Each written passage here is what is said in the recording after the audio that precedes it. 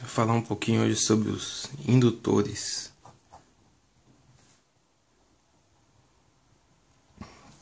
O que são indutores? Indutores são dispositivos que convertem corrente elétrica em campo magnético. Como que isso ocorre? Imagine, por exemplo, que a gente tem uma bobina.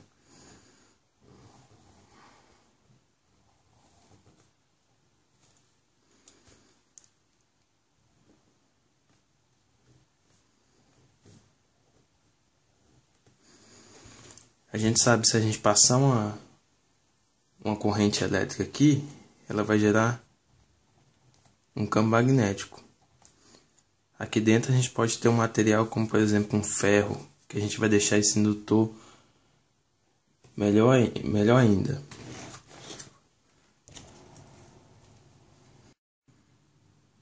Então vamos aos tipos de indutores, os símbolos dos indutores que nós podemos ter. Esse aqui é o mais usual. Ele é um indutor com núcleo de ar. Esse aqui é um indutor com núcleo de ferro. Núcleo é toda essa parte aqui. Pode ser um indutor acoplado, que no caso, se ele não tiver isso nem isso, vai ser um indutor acoplado com núcleo de ar, e se tiver essas duas faixas, vai ser um indutor acoplado com núcleo de ferro. Um indutor acoplado é nada mais, nada menos do que esse indutor aqui junto com outro, os dois de frente assim, ó. Aí vai ficar desse jeito. Ou seja, a indutância vai acabar sendo maior, que você vai ter um indutor bem grandão. A gente define indutância como a variação do fluxo magnético com o tempo, aonde essa aqui é a indutância,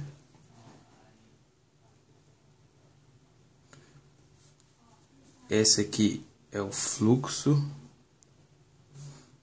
magnético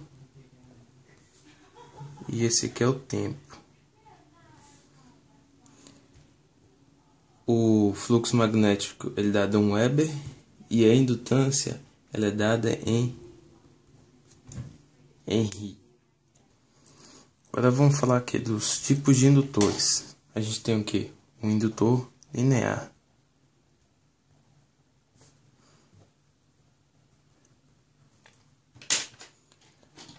No caso do indutor linear, se ele for linear, essa derivada aqui, ó, vai ser o L aqui vai ser constante, essa indutância vai ser constante, ou seja, L é igual a um fluxo sobre um tempo.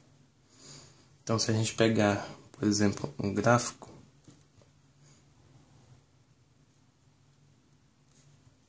da corrente e do fluxo,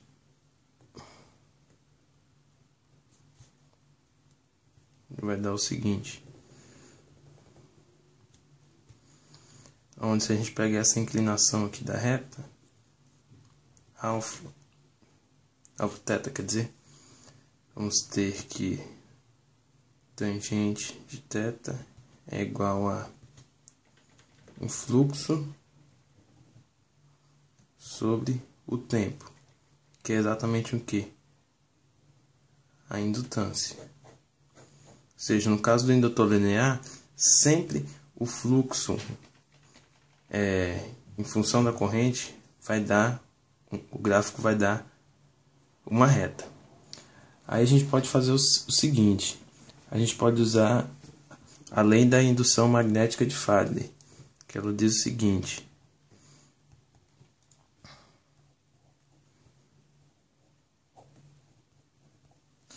ou seja, a variação do fluxo magnético com o tempo vai gerar o quê? Uma força eletromotriz. Mas a gente, se fizer uma suposição do que com o aumento da corrente vai ter um aumento do fluxo magnético, ou seja, um aumento da derivada do fluxo magnético também, a tensão também vai aumentar. Ou seja, a gente tem que mudar o sinal aqui, deixar ele positivo. Ok, agora a gente pode relacionar essas duas equações, essa e essa. Ou seja, a gente pode escrever o seguinte, que o epsilon é igual a indutância vezes um DI de t sobre o dt. O que eu fiz? Eu juntei essa equação aqui com essa equação aqui, que resultou nessa aqui. Agora eu posso fazer o que? Eu posso integrar de ambos os lados. Ou seja, a integral de E de t dt é igual a L vezes o que? 1 I de t.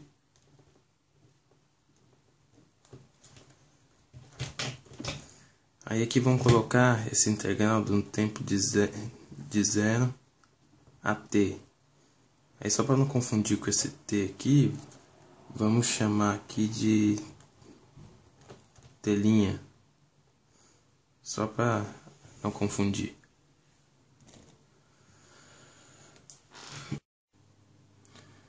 Desse modo, se a gente integrar essa equação aqui de ambos os lados, nós vamos ter essa relação aqui. Ou seja,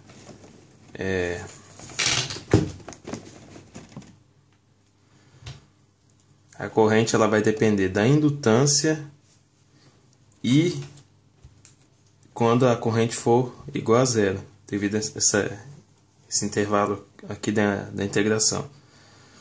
Ou seja, a gente precisa saber a condição inicial, ou seja, a condição para o tempo igual a zero, na qual nós estamos analisando a indutância. A gente também tem que o indutor não linear.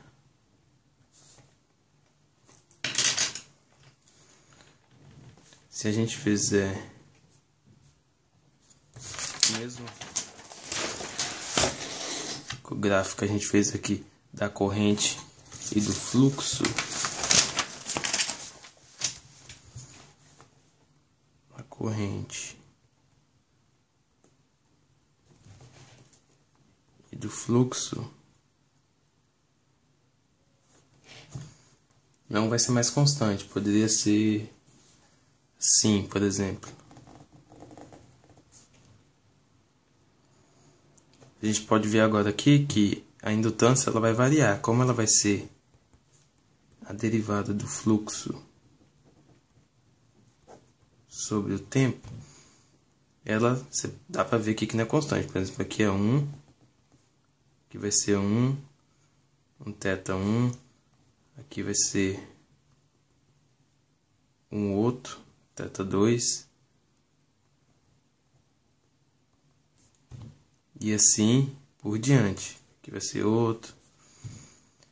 Isso acontece na maioria dos indutores que a gente tem na prática, ou seja, eles são não lineares. Mas a gente também pode fazer aproximações. A gente pode esse indutor aqui, por exemplo, da figura, nessa faixa aqui, esse domínio dessa função aqui, por exemplo, um tempo t0 até um tempo igual a t1, a gente já pode aproximar como sendo um indutor linear. Isso é algo realmente muito útil. Agora vamos ver a energia armazenada em um indutor. Energia. A gente sabe o quê? Que a potência ela é dada no quê? Pela uma diferença de potencial vezes uma corrente. Só que a gente já sabe lá anteriormente que dessa equação aqui, ou seja, vamos escrever ela de novo.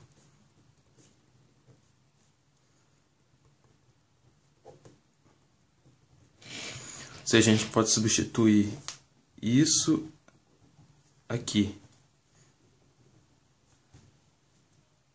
Ou seja, potência é igual a L d I de t dt vezes 1i de t.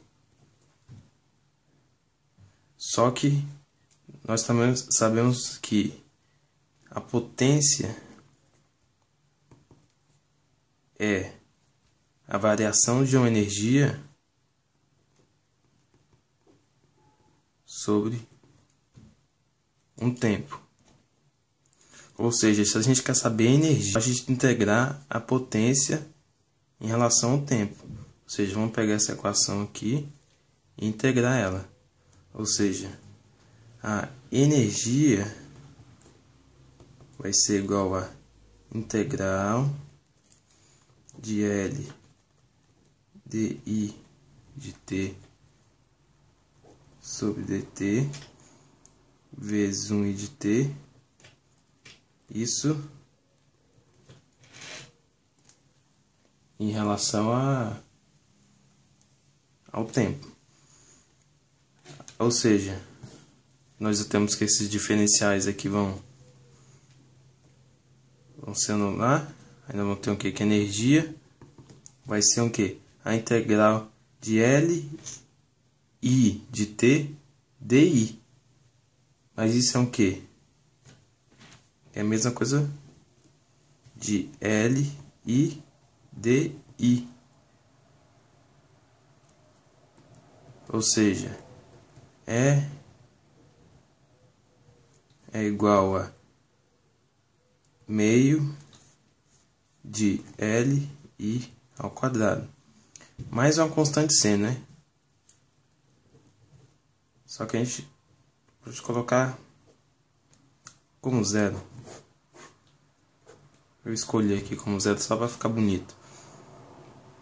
Tranquilo? Agora eu vou falar um pouquinho das aplicações.